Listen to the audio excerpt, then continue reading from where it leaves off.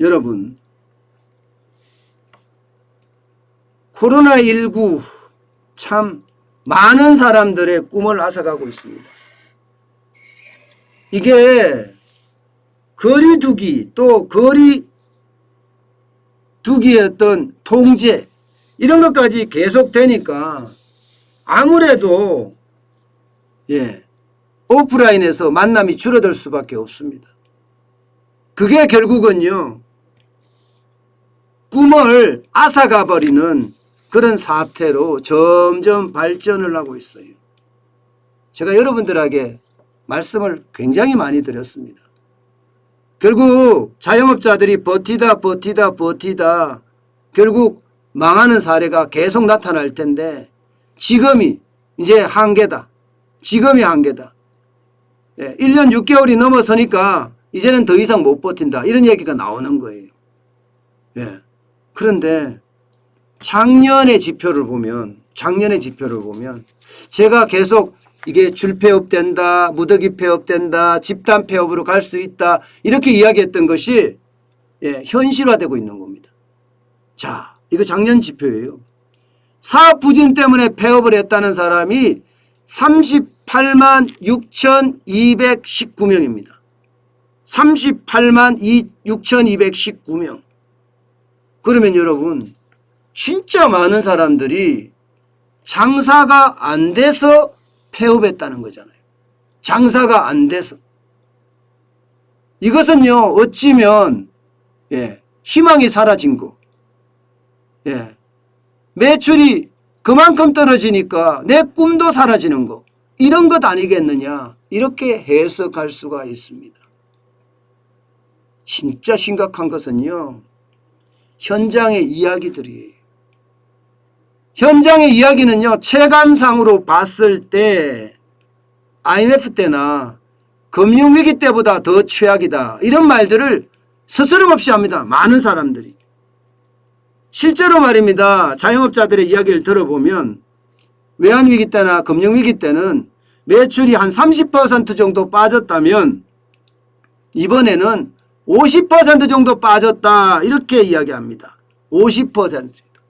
여러분 매출이 50% 빠지면 구조조정을 할 수밖에 없어요. 사람을 내보내고 내 혼자 일을 해야 되고 이럴 수밖에 없습니다. 그런데도 못 버티면 이제 폐업을 할 수밖에 없거든요. 이제. 그런데 실제로 말입니다. 그런 지표가 나왔어요. 2020년도에 폐업자 수는 좀 줄어들었습니다. 89만 5,379명으로 줄어들었어요. 작년보다가. 작년에는 그 전년도 2019년은 92만 2,159명이었거든요. 그러면 이게 좋아져서 줄었느냐? 이거는 아니에요. 폐업자 수가 줄은 건요. 대출금을 굉장히 많이 받았는데 이게 폐업 신고를 하면 대출금 회수를 해야 돼요. 대출금을 갚아야 돼요. 그래서 사실상 폐업을 해놓고도 사실 폐업 신고를 안 한 사람들이 많기 때문이다. 이렇게 봅니다. 그렇게 해석을 합니다. 그런데 여기서 중요한 것은요. 바로 이 사업 부진 폐업입니다. 지나게 되어 있는 부분. 지나게 되어 있는 부분은요. 지금 계속 늘고 있습니다. 2017년에 사업 부진 폐업은 38.4% 전체 중에 전체 90만 8,076명 중에 34만 8,271명으로 38.4%였어요. 그런데 2020년에는요.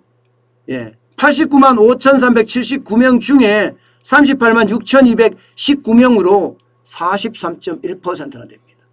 43.1%. 이거를 보면 결국 말입니다. 자영업자분들이 이야기하는 체감상으로 봤을 때 IMF 때나 금융위기 때보다 더 최악이다. 이 말이 실제 지표에서도 나타난다. 이런 얘기예요. 제가 여러분들에게 이야기할 때도 줄 폐업한다. 집단 폐업한다. 무더기 폐업한다. 이렇게 이야기한 것이 이제 하나씩 지금 증명이 돼가고 있는 거예요. 증명이. 이 사업 부진 때문에 폐업을 한다. 이것은 여러분 지금 내 꿈도 산산조각 난다는 이야기하고 어울리는 이야기인데 이것은요, 어쩌면 굉장히 충격적이에요. 충격적. 그런 충격적인 일들도 많이 일어나고, 게다가 말입니다. 뭐 배달이 대안이다, 인터넷이 대안이다. 저도 그렇게 이야기하죠. 지금 배달이 대안이다 이야기는 안 했습니다. 인터넷이 대안이다는 이야기 계속 제가 하고 있죠. 배달은 해봤자 남는 게 별로 없기 때문에 대안이 되지 않습니다. 근데 인터넷이 대안이다 했던 것은 내가 직접 인터넷에서 팔기 때문에 좋은 제품을 좋게 만들어서 비싸게 팔더라도 좋게 만드는 그 과정을 보여주면 충분히 이익을 낼 수 있다 이런 얘기거든요. 저는요. 그런데 이게 사실 자영업자들에게 인터넷 해라 이렇게 해도 인터넷 못하는 사람들이 대부분이에요. 자영업에 종사하는 사람들 중에 50대 60대가 굉장히 많거든요. 그러다 보니까 결국 어떻게 돼요? 결국은요. 폐업을 하고 최악의 수순으로 가시는 분들도 참 많아요. 저는요. 이 사진을 보면 진짜 남의 일 같지가 않습니다. 이 사진을 보면. 이게 자영업자 분향소가 마련되어 있는 여의도예요. 여의도에 국회의사당, 그러니까 여의도 국회의사당 여기 있거든요. 거기 3번 출구 앞입니다. 3번 출구 앞에 이렇게 자영업자들의 분향소가 뭐 억지로 마련이 됐어요. 3번 출구 앞에 길가입니다. 길가에 마련이 돼 있어요. 그런데 이게 남의 일 같지 않다 이렇게 이야기할 정도예요. 왜냐하면 단 사흘 만에 3,000명이 넘는 자영업자들이, 뭐 또 꼭 자영업자들은 아닐 수도 있겠지만 3,000명이 넘는 사람들이 여기에 와서 분향을 했습니다. 분향을 했던 거죠. 분향. 추모 발길이 계속 이어지고 있습니다. 그러면서 여기에다가 뭐 국회의원들부터 시작을 해서 조화도 굉장히 많이 오고요. 심지어 말입니다. 이렇게 소주나 커피를 이렇게 사다가 올려주는 사람, 초입니다. 꽃바구니 이렇게 올려주는 사람들까지 있을 정도라고 이야기해요. 그만큼 말입니다. 지금 자영업자는 그 어느 때보다가 최악의 길을 걷고 있다 이런 얘기입니다. 그런데도 말입니다. 정부의 정책은 도대체 어디로 가는지 모르겠어요. 어디로 가는지. 제가 늘 말씀드린 대로 돈을 무작정 이렇게 풀 것이 아니라 필요한 곳에 두텁게 지원해 줘서 국민이 살아가게끔 만들어 줘야 되거든요. 표값 매수한다고 어느 한쪽이 죽어나가든 말든 그들의 권력만 공고히 하려고 하는 문재인 정부의 민낯 그걸 보면 참 답답합니다. 지금 전국에서 자영업자들이 극단 선택을 하고 있잖아요. 저는 빠르게 우리 국민들이 극단 선택을 하지 않도록 정부의 정책이 나와야 된다고 생각을 해요. 무조건적으로 오로지 기, 성, 전 모두 선거, 대통령 선거 여기에 포커스가 맞춰져 있는 우리 정부의 정책 어째 보면 국민을 2번 죽이는 그런 상황이 아닌가 저는 다시 한번 생각을 해봅니다.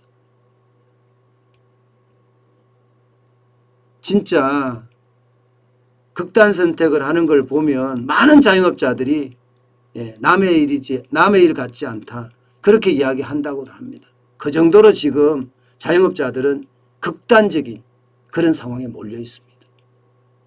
참 안타깝습니다. 꿈까지 산산조각이 났으니 삶의 의지도 잃을 수밖에 없겠죠. 그렇지만 말입니다. 여러분 분명한 것은요. 희망이 있습니다. 저는 희망이 있다고 생각을 해요. 제가 우리 천안 카페인가요? 천안의 보드웰이라는 카페 사장님 40대 자영업자 일지에 초대를 해서 이야기를 들었는데 진짜 눈물 없이는 보지 못하는 그런 방송이 아니었나 저는 생각을 합니다. 또 게다가 여러분들이 엄청나게 도와주시는 바람에 예, 그분도 또 하나의 새로운 희망을 얻었을 겁니다. 또 하나의 새로운 희망을. 예, 저는 그래서 희망이 있다고 생각을 합니다. 여러분 힘내세요. 반드시 여러분에게는요 희망이 있습니다. 그렇게 믿어야 됩니다.